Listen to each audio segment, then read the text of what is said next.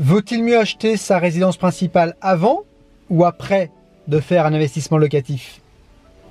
C'est une vidéo spécialement pour notamment les primo-accédants qui se posent la question à un moment donné, bon voilà, maintenant j'aimerais bien acheter ma résidence principale, mais en revanche, est-ce que l'investissement locatif, est-ce que je le fais avant ou est-ce que je le fais après? Les banques n'auront pas le même discours.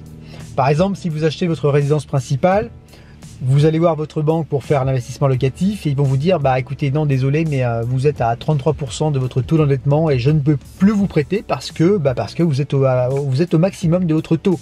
Donc vous revenez me voir dans 10 ans lorsque vous gagnerez beaucoup plus de revenus. Et puis il y a d'autres banques qui vont vous dire, dans le cas contraire, ils vont vous dire écoutez, ok, je suis prêt à vous financer pour votre investissement locatif, en revanche, achetez dans un premier temps votre résidence principale. Donc le discours quelquefois est complètement contraire d'une banque à l'autre. Alors la question n'est pas de savoir est-ce qu'il y a un bon ou un moins bon moment pour faire de l'investissement locatif ou est-ce qu'il faut acheter sa RP avant ou après. La question c'est pas ça. La question c'est est-ce que votre investissement locatif il est rentable ou pas.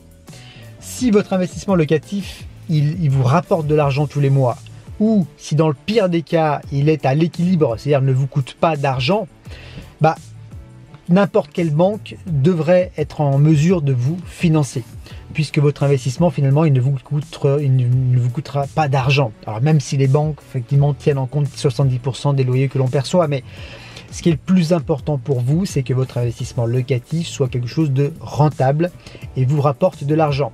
Si c'est le cas, eh bien que vous ayez acheté votre résidence principale avant ou que vous l'achetiez après, ça ne devrait pas bloquer les banques pour vous prêter de l'argent pour faire votre investissement.